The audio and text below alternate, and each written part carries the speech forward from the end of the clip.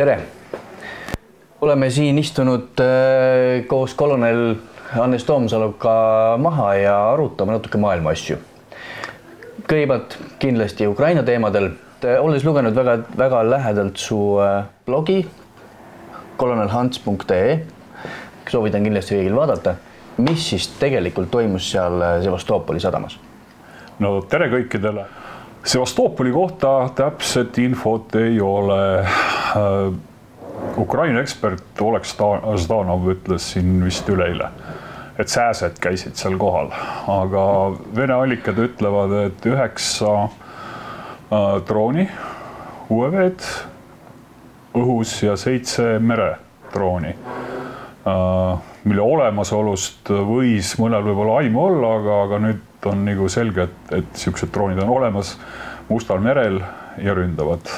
Rünnati Sevastoopolis admiral Makarov, mis on praegune Vene lipulaev sealkandis. Tundus, et see on nagu põhiline siht. Kahjustustest, mis nüüd nendest droonirünnakutest tekkis või on, et on 3 laeva saanud viga. 1 miininaht ja siis admiral ise ja mingi laev veel. Et videotest on näha, et 1 meredroon seikles mööda sadamat ringi, otsis seal omale sihtmärki, aga ametlikku infot ei ole. Venelased ütlevad ainult, et on miinijahtija saanud kannatada. Samas Vene allikad räägivad, et Makarovi juhtimissüsteemid, strateegiline side on kannatada saanud.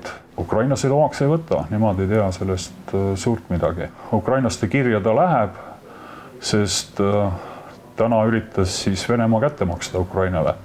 Hommikul kell 7 saadeti 50+ drooni või 50+ raketti. Lennutati siis Ukraina kriitilise infrastruktuuri vastu. Huvitaval kombel võtsid ukrainlased 88% neist maha. Selle relvastuse kvaliteeti või rakettide kvaliteet on ka väga huvitav. 1 rakett olla maandunud lausa Moldovas. Võib-olla osad neist kukkusid ise alla, mitte Ukraina ei võtnud kõike, aga no 88% rakette maha võtta, see on ikka väga hea tulemus Ukrainalt. Tahaks küsida natuke teise küsimuse, et mis sa arvad sellest, kuidas see infrastruktuuri lammutamine, mõeldes, et talv on tulemas, kuidas see mõjub sõjakäigule, et kas seal on mingit mõju või see lihtsalt on niisugune meeleheitlik samm venelaste poolt? No, venelased üritavad lihtsalt rahva toetust üritavad kaotada või hävitada või kuidas seda nüüd öelda.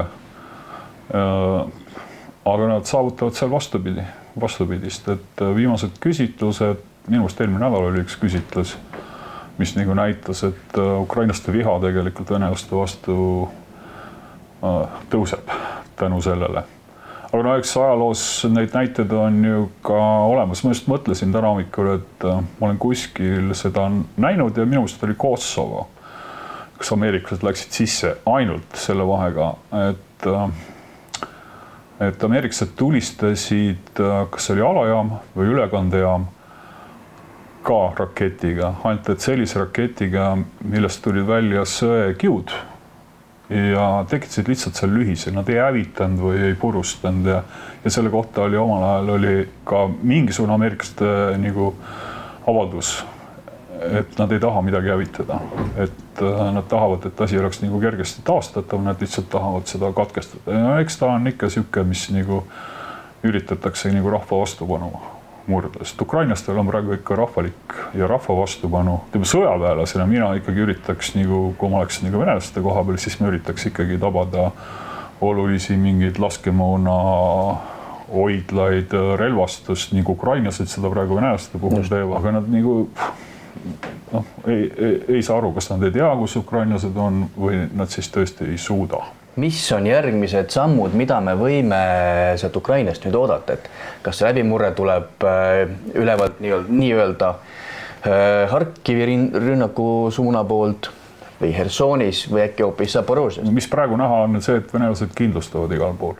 Alles eile oli jälle sotsmeedias liikus foto või videod, kus betoonpunkrit tassiti rindele Hersoni kanti, sinna on nad vedanud seda betooni ja kindlustanud juba sellest ajast alates, kui nad selle piirkonna hõivasid.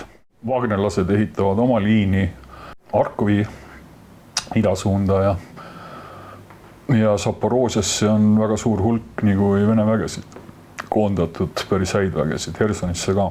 Mida võib aimata või mida on näha praegu, siis võib-olla tõsi, et venelased tõmbuvad välja, vähemalt sealt Kahovka piirkonnast. Ukrainlased ise ka arvavad, et ilmselt Herson ise jääb kindlustatuks ja siis põhikaitseliin tuleb siis ida poolt Dneprit.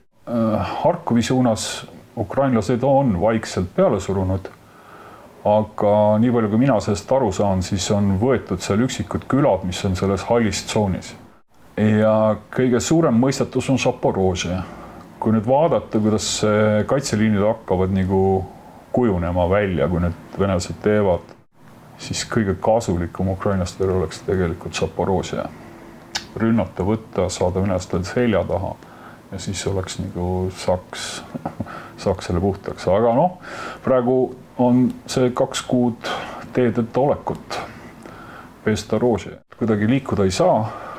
Lahingutegevus keskendub üksnes teedele, mis põhimõtteliselt tähendab ikkagi seda, et väga väikses mahus kerge on nagu kaitsta igasuguse rünnaku vastu. Kui nüüd just ei suudeta üllatusi välja mõelda, üllatusi välja mõtleb kindlasti Ukraina, kus nad on nagu kodus, tunnevad olukorda kohta. Ma ei usu, et venelased suudavad muud teha, kui tsiviilinfrastruktuuri pommitada ja hävitada. Aga kui tuleb külm talv, siis hetkel Ukraina juba varustab ennast talvevarustuse kõige muuga. Mis sa arvad, kui maa läheb külmub ära, läheb kõvaks? Kas läheb äkki Ukraina just ootabki seda hetkel?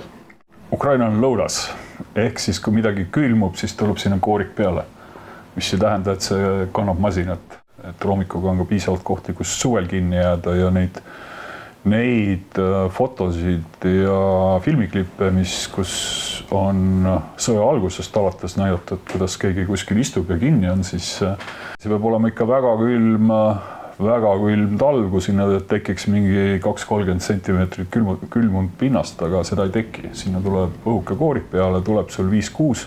Siis täna kuulsin uudist, et Ukraina olevat tunnistanud rünnakut kas Pihkva sõjaväe väeosale või? Ma ei usu, et Ukraina seda rünnaku tegi, see on üpris kaugel Ukrainast.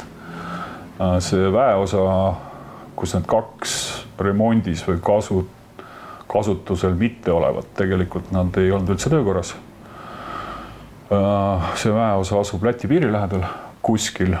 Selle kohta on väga erinevaid versioone. Mina näiteks ei ole kuulnud või näinud, et Ukraina oleks seda rünnakut tunnistanud, et vaevalt ta on ikka nii kaugel ja seal võis vabalt ka mingi õnnetus olla või juhtuda. On ju FSB teinud ju väidetavalt ise ka erinevaid provokatsioone Belgorodi oblastis ja seal Donetskis ja Rostovi oblastis selleks, et seda rahvaviha Ukraina vastu kasvatada. Nii et ma ei usu sellesse ennem kui mingit kindlat kinnitust tuleb ju vaevalt, et Ukraina sellist asjagi kinnitab. Aga ma olen sulle väga tänulik, et leidsid oma kiirel päeval aega korra läbi astuda. Ma usun, et see ei jää meil viimaseks korraks, sest see teema on palju laiem. Aitäh sulle! Kõik head!